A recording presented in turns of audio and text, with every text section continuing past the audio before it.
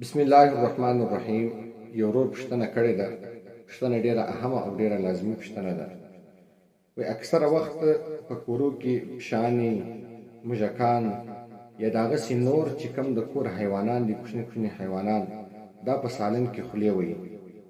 خاص کر پشي چې کله په سالن کې خوله ووهي نو د دې سالن حکم څه دی؟ یا په اوبو کې خوله ووهي نو د دې اوبو حکم څه دی؟ یا په شیدو کې خوله ووهي نو د دې شیدو حکم څه دی؟ یا دغه رقم موږک چې کله په سالن کې خوله ووهي نو د دې سالن حکم څه دی؟ په اوبو کې خوله ووهي نو د دې اوبو حکم څه دی؟ یا په شیدو کې خوله ووهي نو د دې شیدو حکم څه دی؟ آیا دغه سالن، دغه اوبه یا دغه شیدې تویول پکار دي او کنه دی پکار؟ دا پاک دی او کنا پاک دی؟ یعنی خلاصه دا ده چې د پشي خوله پاکه ده کنا پاکه ده. که چیرې پشي په یو شي کې خوله ووهي نو هغه شی پاک پاتېږي او کنا پاکه کیږي. د دې مسلې جواب دغه دی: د پشي چې کومه خوله ده، د پشي چې کومه پسخورده ده چې په پښتو کې هغه ته پسخورده ویل کیږي او په عربي کې هغه ته سور ویل کیږي. د پشي خوله دا پاکه او مکروه ده. پاکه او مکروه څه مطلب دی؟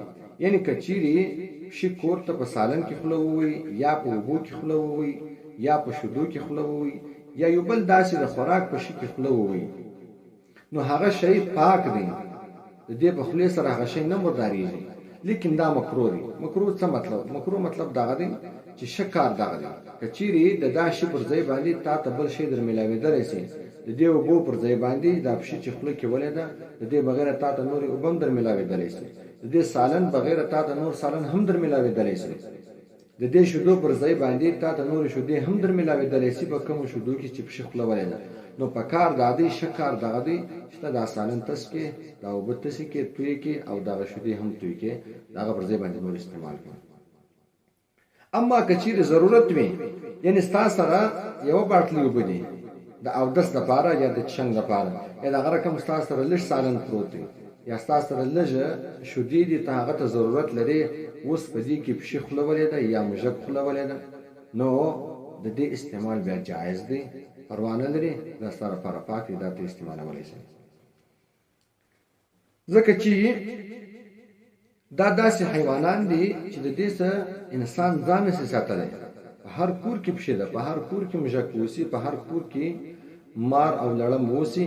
نو که چیرې دغه رقم شان په یو شي کې خوله ووهي نو د دې څخه ځان سړی نشي ساتلی. نو د ځان نه ساتلو په وجه سره د دې د خولې چې کومه پسخورده ده، دا پسخورده پاکه او مکروه ده.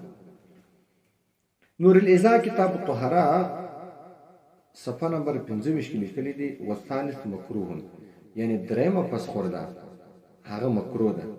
هغه د چا پسخورده ده؟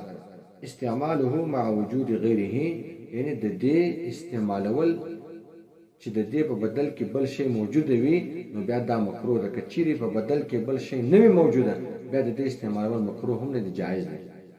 وهو سور الهره، وی هغه د پشي پسخورده ده، یعنی د پشي خوله ده.